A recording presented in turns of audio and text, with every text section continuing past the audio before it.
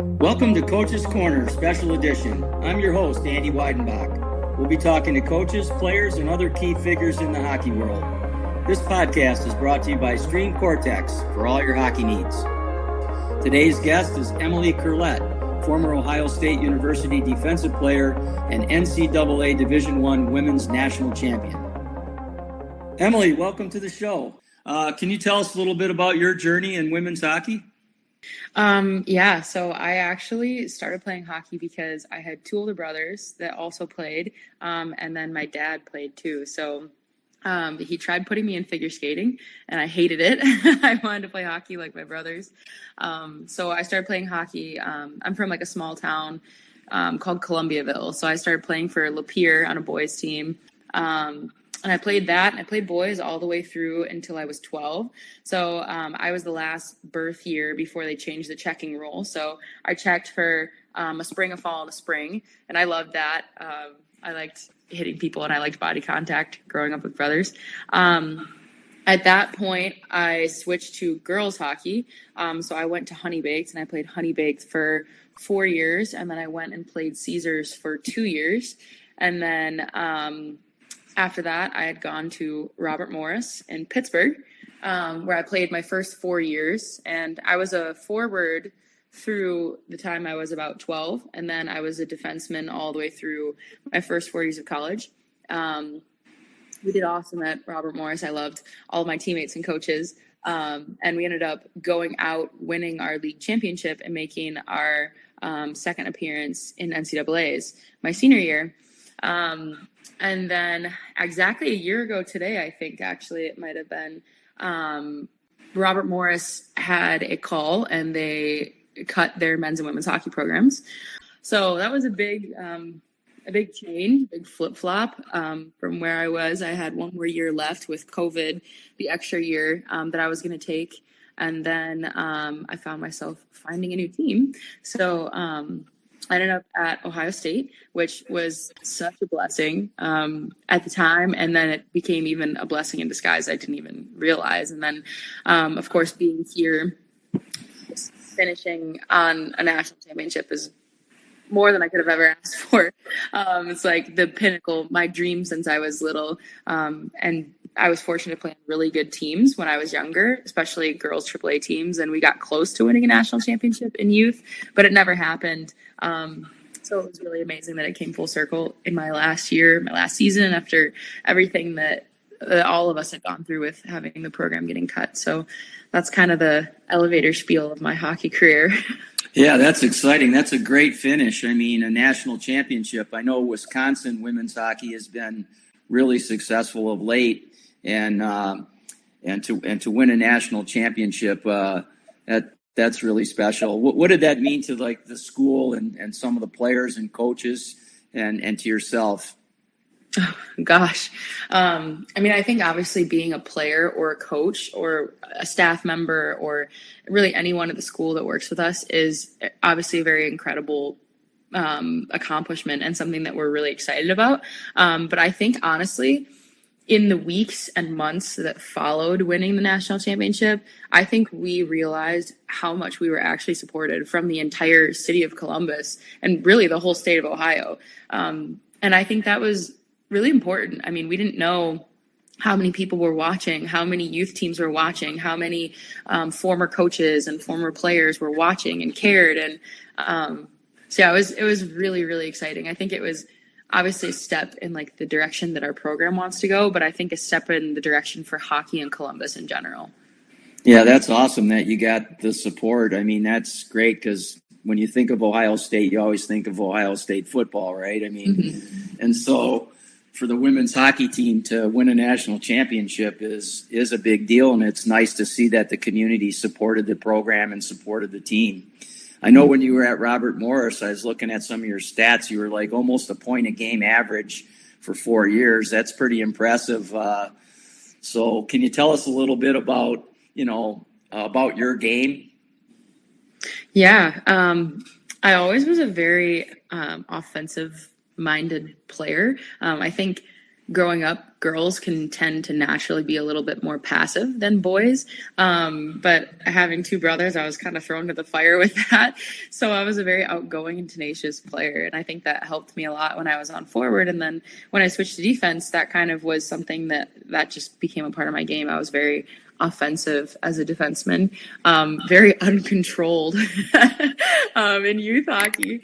But my coach just kind of tamed me a bit in college. And that was really kind of what I stuck to. I mean, I think a lot of times players try and fix their weaknesses, but if you don't take the time to continue building on your strengths, then they become weaknesses too. So I just kind of took what I was good at and what I enjoyed doing, and I ran with it, and I just practiced it a lot, which was shooting and scoring and being offensive and finishing on plays. And I think that really kind of became like what's the word? Kind of like a keynote, or I'm not sure what word I'm trying to use, but like the highlight of my game. I think that's kind of where I was going with that. Yeah, well, when you play to your strengths, I mean, everybody brings something different to the table, right? Some players are good at blocking shots or tenacious forecheckers, or some are gifted passers, whatever it is. I mean, you do what you do best, and that's how the coach will arrange the team and structure his team around his players. So I think it's really good that you play to your strengths. Who were some of the players that you admired growing up, or maybe patterned your game after? Yeah, I think when I was younger, I really looked up to my brothers and my dad a lot, because I wanted to be like them. I wanted to play hockey like them, and their friends and the teams they played on and stuff. They were older than me, and I wanted to always play with them and be as good as them. So that kind of, I think, drove a lot of my competitiveness. And I remember watching players like Darren Helm and Nick Lidstrom, and I really loved watching them because they were so gritty and they did what they needed to do. And I kind of was always like a workhorse. I really admired that. So I was kind of drawn to players that just worked really, really hard and earned everything they got. And when I was in college, I had a few teammates that were really good role models of that. Record setters at Robert Morris, like J.C. Gebhard, Britt Howard, players that I was younger watching, and I saw how hard they worked, despite the fact that they already had earned, an opportunity for ice time. So, I think now some people that I look up to, I really look up to Gigi Marvin a lot, just with the way that she represents herself and also like her faith combined with her high level of play, I think is really admirable. And Marty St. Louis too, just the underdog type of mentality of not accepting no as an answer. And that was kind of something that I really always kind of tried to, like you said, pattern my game around. If I didn't get something or something didn't go my way, I just had to remind myself that, at least I didn't get cut from the NHL and pretty much discounted by everyone just because I was too small. So, those are kind of the people that I look up to now, I would say. Yeah, and the fact that you had two older brothers, I'm sure that made your game a lot more grittier than maybe the average female hockey player on the planet. When you're the youngest, you usually are the toughest in the family. But when you're the youngest female and have two older brothers, I think that even accentuates that even a little bit more. So it's easy to see how maybe that's how your game developed. Girls hockey now, or women's hockey, is exploding, right, in popularity. I mean, it might be the fastest growing segment in hockey.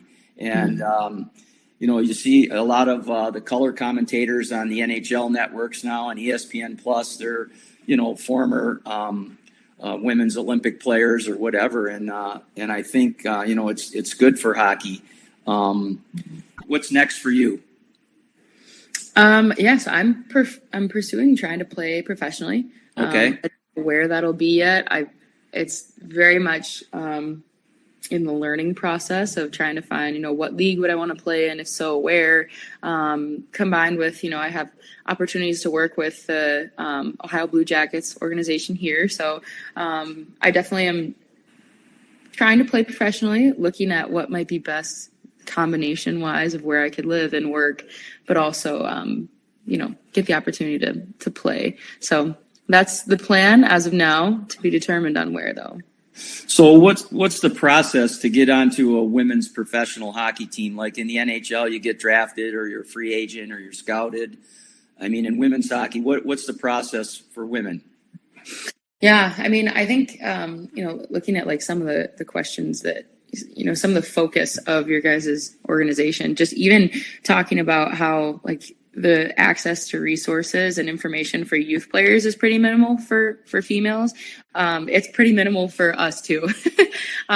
So pretty much the process as of now, at least with the PHF, would be that you get in contact with them. You can enter your name into like a draft for free agency. They can draft you. They can contact you directly. You can have an agent that reaches out to them. And then you can kind of go from there. And then with their recent increase in their salary cap, you can negotiate salary with them as well. Other options are Europe. Usually they'll reach out to you over like a social media platform, or if they somehow find like your email or your coach's email or something, they can reach out to you, and then they'll kind of introduce their program. They'll maybe offer you a contract. That contract you can like decline or accept and go from there.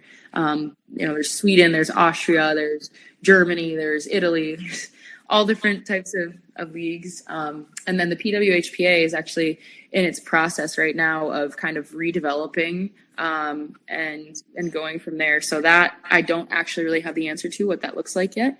I believe they'll be having a season this coming season, and then looking to turn more into like a full-time, normal looking season the following year. So I'm not sure what that one looks like. It sounds like you got to advocate for yourself a little bit because of the way the system is right now. I'm sure it's going to get better and broaden out as women's hockey becomes more popular. But it's nice to see that how much it's grown in the last 20 years. It's really exploded. I know when I was with Cranbrook, we started the first women's high school hockey league back in the middle 90s, and now I think when we started, we had like 3 or 4 teams, and now they're up to maybe 15 to 20 teams statewide, which was nice to see. High school hockey is a little bit different than what you played growing up, travel hockey, but still, it's provided great opportunities for girls to play hockey, and I know at our school the girls really enjoyed it. So I guess if you could wave your magic wand and do something to improve women's hockey or youth hockey, I should say, girls hockey, what would it be? Oh, wow. I think it would probably have to be something along the lines of giving women an equal opportunity, and not to say that in such a cliche way, but we put in the same work that men put in, and the fact that like I have to do all of my advocating and I have to do all this digging, and there's so much difficulty, so many barriers that we'd have to chase. Like even if the lowest salaried NHL player is still financially fine to live. And I'm not saying that I expect women to get the same type of pay, especially given like the fan base. It's different. Everything is different. But to the extent of seeing the women that are a couple generations ahead of me having to have multiple jobs and try and, train at the same time they're working, at the same time they're preparing for the Olympics. I think it's just about time that people give us kind of like the respect that I think we deserve, but also give us a chance, because we're getting better, just like everyone else in hockey is getting better. You see Connor McDavid taking his play to like the next level, just out of this world. Women are doing that too. And I think that if people gave it a chance and truly gave us the platform, that we would take it and run with it. So I guess just the awareness and the understanding and the opportunity combined with some clarity, I think would be helpful, which, requires resources ultimately. So as you continue your hockey career, you make an effort to play women's professional hockey, and you don't know how long that's going to last. It could last 1 year, it could last 10 years. You don't know, but do you have any plans to like stay in hockey after your playing days, like maybe as a coach or in broadcasting or maybe refereeing or something else? Are you going to stay in the game, or you think you'll move on, or is that too early to tell? No, I don't think it's too early to tell at all. I never actually had considered being a broadcaster, but I think I talk enough. I could probably make it work. Anybody who knows me knows that. But no, I love coaching. I've been into coaching for a good handful of years now. Probably not much compared to most adult coaches. But I started coaching pretty much right after my freshman year of college, and I loved working at RMU with all of the youth teams. So that kind of sparked my love of it. And even here in Columbus, I do lessons and group lessons and team practices. And I'm actually working with the Ohio Blue Jackets 14U girls team that is in its kind of, so you could say, inaugural season. And we're looking to expand it next year to eventually become kind of like a Michigan program with, all the tiers and the full coaching staff and everything. So I definitely don't see myself getting out of hockey anytime soon. But we will see what that looks like as it develops, and as I get a little bit older and, want to have more time rather than evenings and weekends always being taken up. But. Yeah, it's definitely time consuming, but, once you retire from hockey permanently as a player, you'll have a little bit more time to put some effort into coaching. But it's nice to hear that, you're going to give back and you enjoy that. And yeah, I coached for 40 years and it's definitely a challenge, but it's very rewarding, and it's a good life. So tell me a little bit about women's hockey. Like in men's hockey, for example, back in the day, probably when your dad played, maybe even when your brothers played, men's hockey was really physical.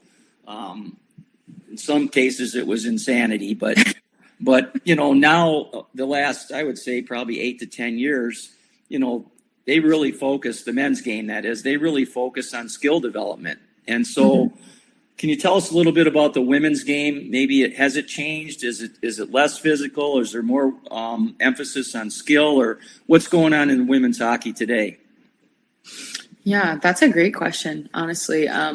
I'd say part of it depends on where you are and who you have coaching you. For example, the WCHA is, I would say, the most physical league in the NCAA.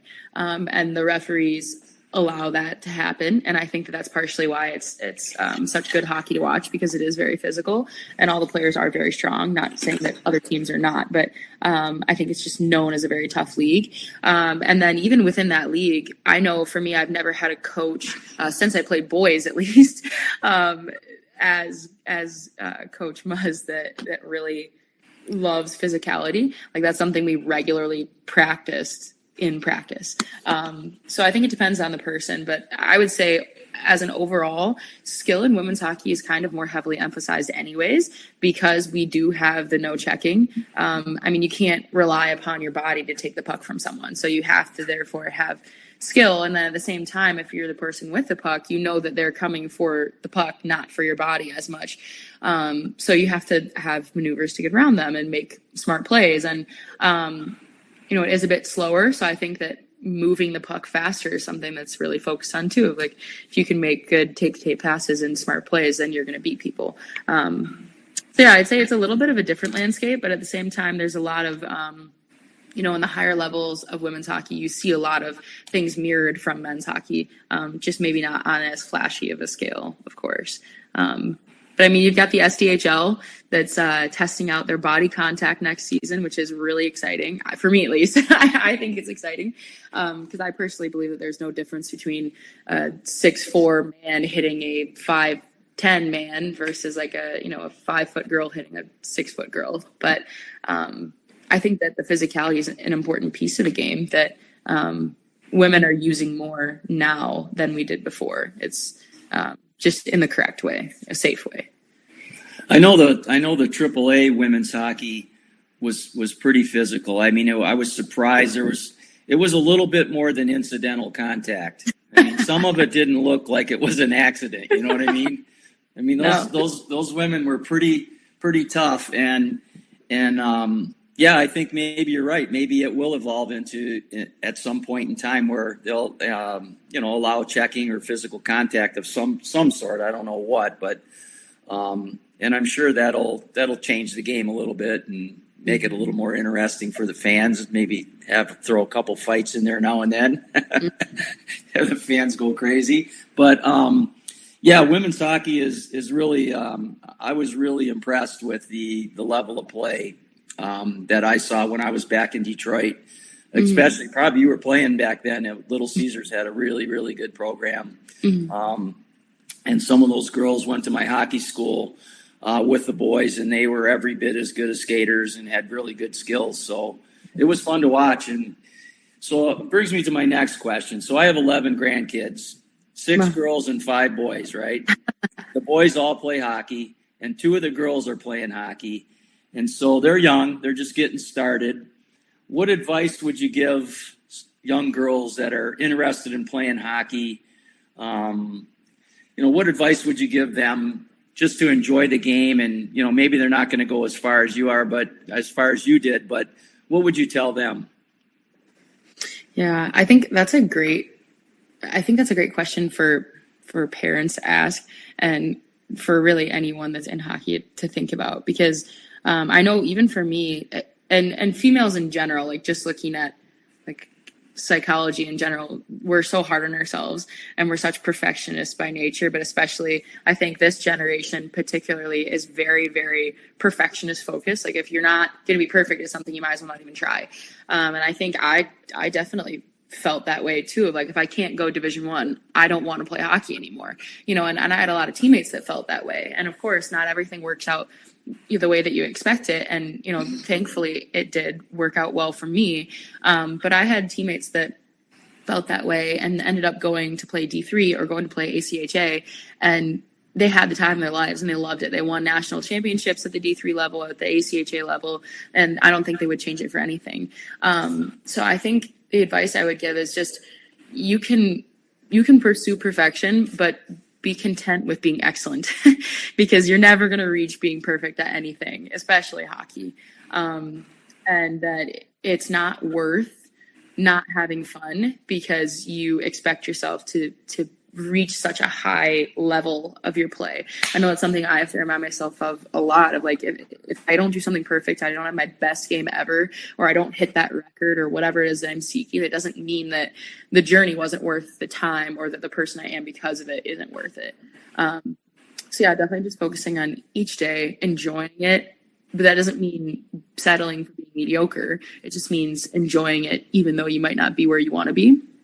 But also, like, if you don't hit Division I, if you don't make the Olympics, if you don't win a gold medal, if you don't win a national championship, it doesn't mean that it wasn't worth it. And it doesn't mean you're going to not find some amazing friends and amazing experiences along the way. So, putting in the work to get to college is amazing and it's worth it all day long. But it's not just Division I that's a valuable experience. It's any time you get to play hockey as a young adult, you will cherish it for the rest of your life, I'm sure. And I'm not even done playing, and I know that that's going to be the case. So yeah, it definitely builds life skills and character and all those good things that you want to instill in your children. So yeah, sports is a good thing for sure.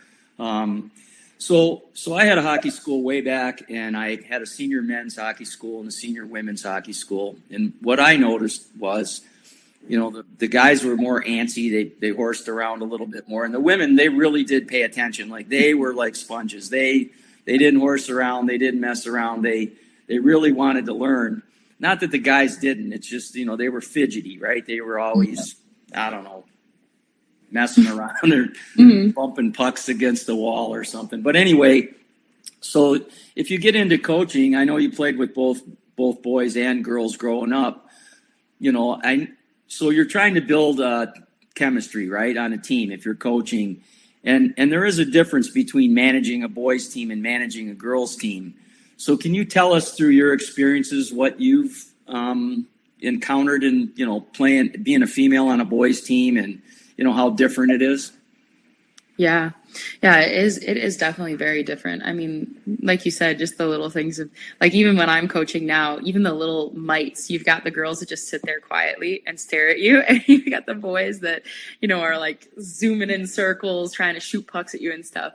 But I think definitely being the only girl on a boys team for most of the time I was playing boys, I mean, I think there's a different dynamic to it, because I think the coaching is kind of responsible for making sure that the players treat that girl as equal, because I think that the way that, the teams I enjoyed most were teams where the boys treated me just like one of them, but they also protected me. They cared about me as a teammate, but at the same time, they tried to include me in as many ways as they could. Because, once you get a little bit older, you're not getting dressed in the locker room with them most likely. And you can feel kind of separated from them, but with other players that you've talked about, it is obviously beneficial for girls to play boys hockey because, you get that high level. So I think making it a place where they feel welcome and challenged is really important. But, on the flip side of that, I see a lot of co-ed hockey, especially when I was in Pittsburgh. There's a lot of it.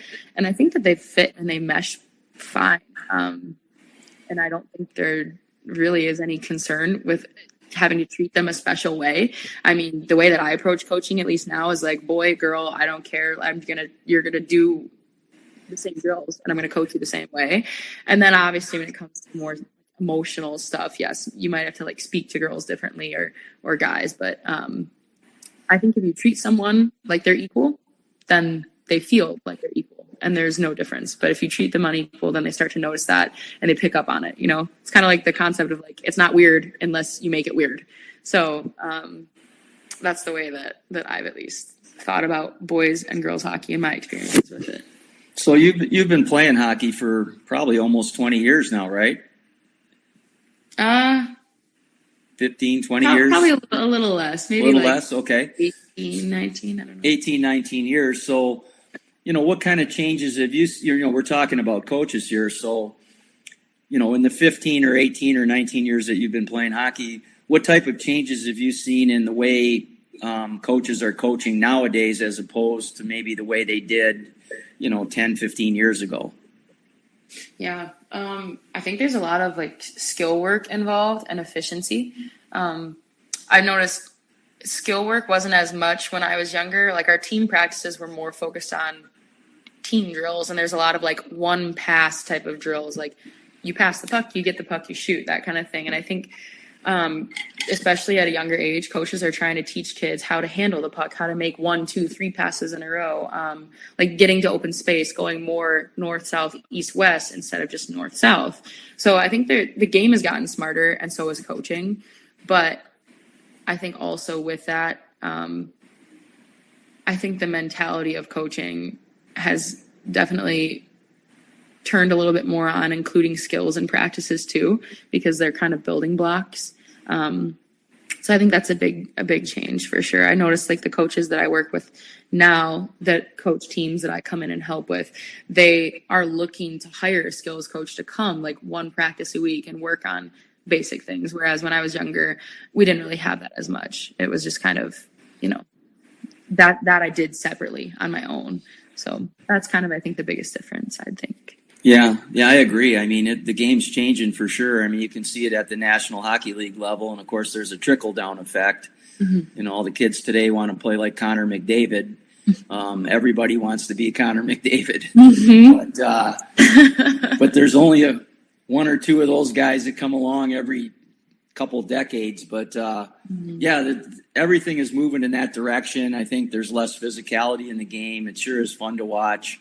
From a spectator's point of view, which is, we're getting bigger crowds, and, I'm down here in Tampa, and, Tampa's gone crazy for hockey. We've won 2 Stanley Cups down here, and, it's been fun. The community really supports hockey in Florida and in different parts of the country, where, 20, 30 years ago, forget it. There was nobody knew what hockey was down here. So, It's really a game that is addicting. Is there anything that we didn't talk about that you'd like to talk about or like to mention? Yeah, I think just 2 things about college that I think are kind of important. Okay. So one of the thoughts was like, how do girls even begin looking at schools? Because I know for me, I had no idea where to begin. Part of it, I think, is like asking people that are in your organizations, like talking to your coaches. A lot of organizations, especially in Michigan, Minnesota, Massachusetts, the big M's, they have female coaches that used to play D1 hockey. Like ask them questions about it. And then also just going through mentors, like finding somebody that's a role model that you look up to and talking to them about it. Because if you ask questions, you'll get more information. But if you don't, you're just kind of in the dark. And then kind of on the flip side of that, when you're looking at schools, I think a lot of girls are very distracted when they're younger, because I mean, recruiting is younger and younger now. Like, you're looking at 14 and 15-year-old kids that are committing, and it's hard to know what you want. I mean, I know for me, when I was 17 and I committed to Robert Morris, I was terrified of going to a big school. I didn't want to be in a city, and I didn't want to go somewhere where there was a huge enrollment. And here I'm at Ohio State now. Things are different when you're 22 than they are when you're 18. So I think just looking at the important things of like, okay, is it a good fit? Just basic like size, location, that kind of thing. But also looking at like the culture. Does the culture fit you? Because you're spending 4 years there, whether it's ACHA, D3, D1, whatever it is. And you want to make sure that the type of person that you are and what you want out of hockey is a good fit for where you're going. And I think sometimes girls get caught up in like, I'm going to like this school and it's got this image, or I'm only going club, so it doesn't matter where I go. I don't think either of those are true. Yeah, I think for anybody that's out there listening or going to listen to this podcast, that's great information.